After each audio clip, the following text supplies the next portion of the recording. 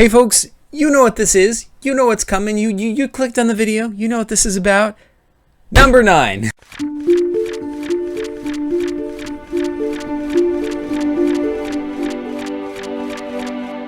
And by the way, I just want to give a shout out to Developer Simulator, the PC game. I can't rank that one today because I also can't play it. As you can see, this is what I see when I try to run it. This program was made with an unlicensed computer. Please buy the pro version to distribute your .exe. I just can't play that one at all. I wish I could rank it along with the others, but unfortunately I can't. Main Dude's first game. Now this is a game I made way back in the day when I was first experimenting with Game Maker.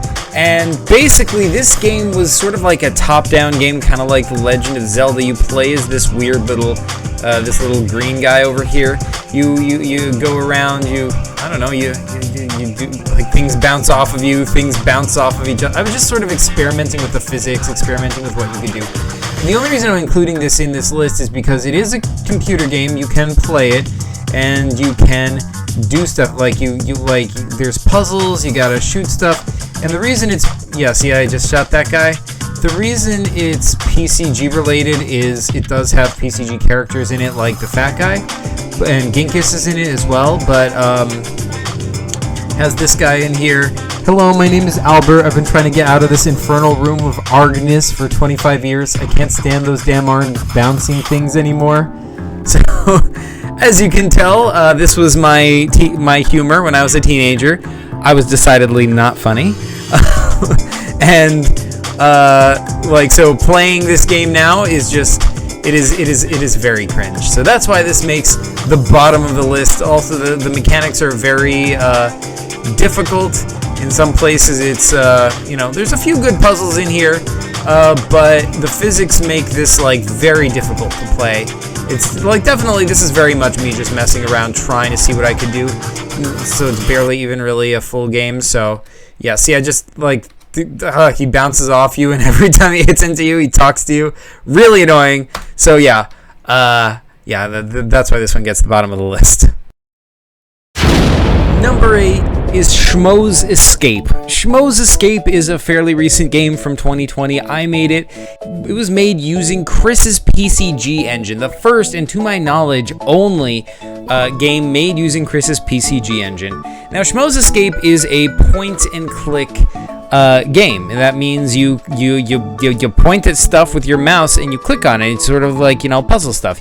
For example, you would click talk and talk to this guy. Hello, I am Fofer the Gopher. Or you could talk to Xoovaq. Greetings, I am Xoovaq. I am trapped in here, same as you. And well, originally this was your character, but talking to yourself doesn't seem like a good idea right now. Yeah, so like you have to, like, by talking at things, looking at things, you have to figure out what's going on, and your goal is to escape from the jail cell you're in. I'm putting this game a little bit higher on the list. It's very simplistic, but it's not terrible. It's not as terrible as Main Dude's first game. The fact that I was able to do anything using Chris's engine when it was in such an early stage of development, makes it not terrible. So yeah, this shows potential. I mean, there's not much to it. It's very limited. You can't move around. You can't really do anything. So it is visually pretty, still and boring. But it shows potential. It's for what it is, it's not bad. But that is why it is at number 8. Number 7 is Xoovaq's Paradox Ultra Alpha by Compec Dev. This game is in an early stage of development, so it really hasn't nailed the gameplay yet, so that's why I have to put it so low on this list. But it does show a lot of potential. So, like, in this game, you get to fly around in this super futuristic spaceship thing, and that's pretty cool. There's like these domed cities you get to fly to, and you have to kind of explore. There's like a map screen up here. This is the whole world of Shri, which is awesome. The battles are pretty cool. The fighting system is pretty interesting. It's different from any fighting system I've played before. The problem is this world is just big and really empty, and it's just a lot of just flying over endless flat plains. And it is very, the world is just way too big, and there's just not nearly enough in it. So, this game, like I said, it has a lot of potential. I would love to, play a finished version of this that has more stuff in it, because I really like the way it works, the mechanics, the controls, the shop, the battles and everything, and I like the story and the flavor of what's going on here.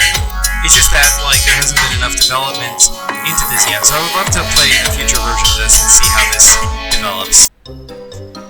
Number 6 is Supercomputer Paper Computer Game by Kurt, made way back in the day. I'm pretty sure this is the first ever PCG computer game ever made. Unfortunately, I don't have any actual footage I can show of this. The game is lost to time as far as I know. Now, this is a complete text adventure. It does not have any graphics. This is just a text adventure, and it had very little to do with PCGs. But it was part of the PCG universe. It was intended to be a PCG computer game, obviously by the title, Supercomputer Paper Computer Game. This game you get to choose to play as 3 different characters: Bitey, the dog. Well, I think it was just called the dog, the robot, and the human.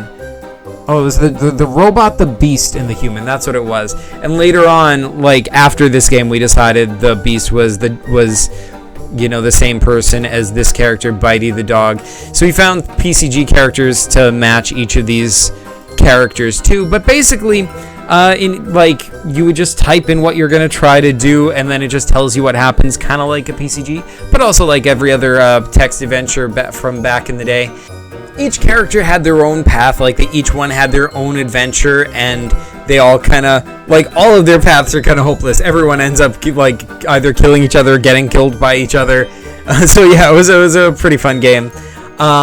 It's pretty basic, but it is, more fully playable than Xoovaq's Paradox Ultra Alpha, so I'm going to have to give it the edge over that one slightly. Although, if Ultra Alpha were finished, that one would probably beat out this one. But as it is, this takes this number 6 slot. Number 5 is The Last of the Zorelta by Compec Dev, an adaptation of my PCG, The Last of the Zorelta, which is amazingly awesome. The first PC game adaptation of this. And this game, it drastically reimagines the story of The Last of the Zorelta while staying true to, sort of what it's about and the basic idea of it. And it does take some of the cooler scenes in The Last of the Zorelta and keep them, while in other cases, it adapts them better to a video game perspective. So that works really well. This game also has, has really cool graphics, really nice music. It's got, 3D environments, and this game has lots of different types of gameplay.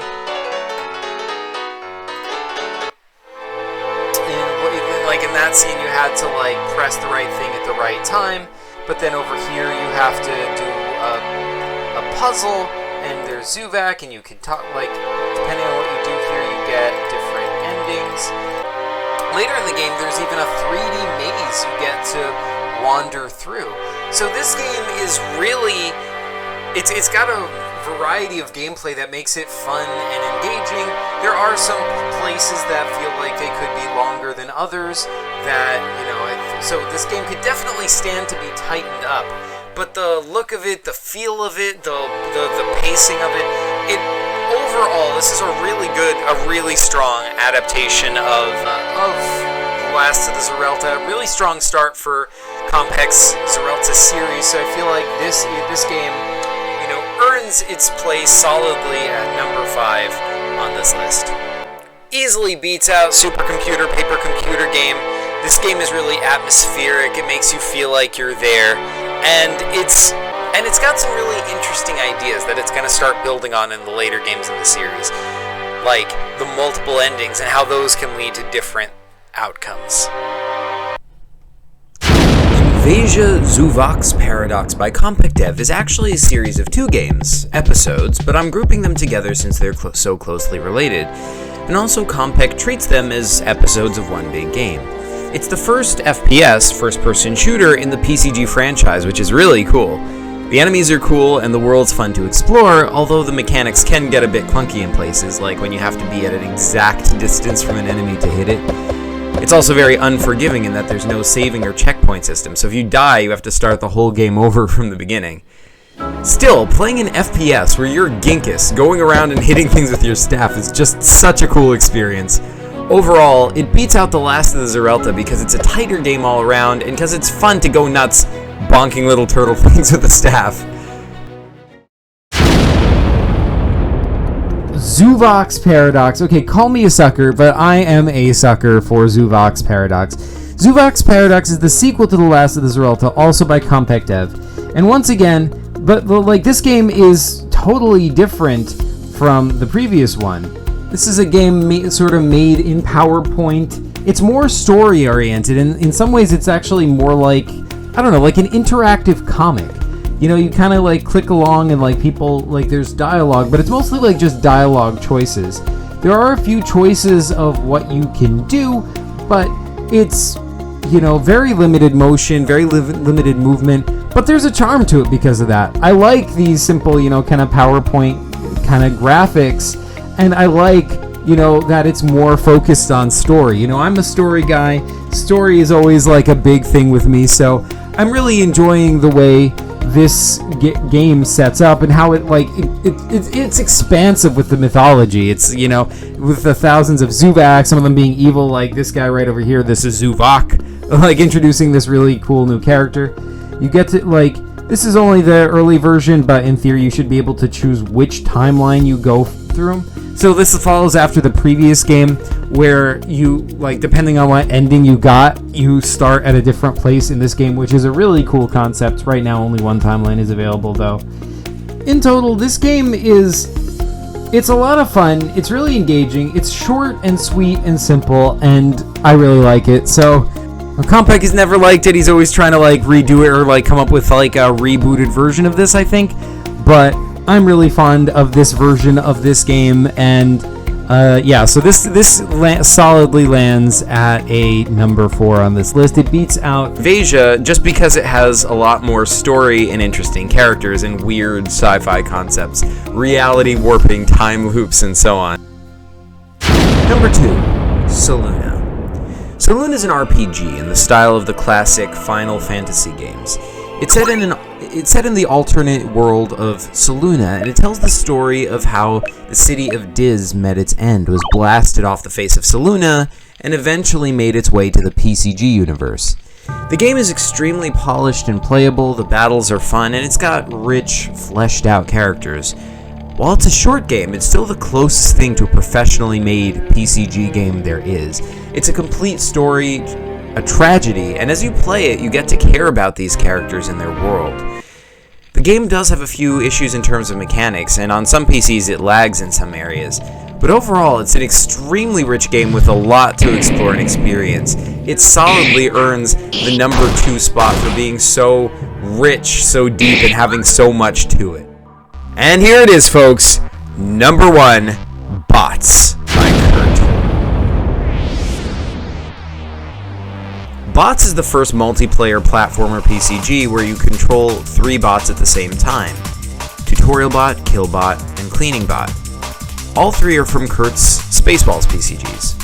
It's a side-scrolling game where you have to solve puzzles by using the unique abilities of each robot together with each other. Kind of like the Lost Vikings. I don't have any footage of the game, so I'm using footage of Lost Vikings and just putting pictures of the bots over it. The game was simple and short, but brilliant. The gameplay was fun and engaging, and it used the abilities of the bots really well. This game isn't nearly as in-depth as Soluna, nor does it have much of a story, but it takes the number 1 spot for being such a strong concept and being so well executed. It even had nice touches, like, for example, back then whenever you died in a PCG, Kurt would say, "Daw!" So, in Bots, he made it play a sound of him saying that automatically when you die, thus capturing the spirit of a Kurt PCG perfectly. So there you have it, folks. Those are all the PCG video games I could find ranked. Something interesting I realized during this process is that one thing common to all these games is that their creators all, to varying degrees, thought of them as bad. and often wanted to get rid of them and start over or remake them from scratch. All of them. Like, it's kind of uncanny. But I loved playing all of these games, every single one of them, and I'm really glad they exist despite all their flaws. Here's hoping there'll be lots more PCG video games as good as these as the community grows. In the meantime, if you'd like to play some of these games, which you definitely should, some of them at least are available in the PCG shop. I'll put a link to that in the description below. Thanks so much for watching, folks. PCG you later.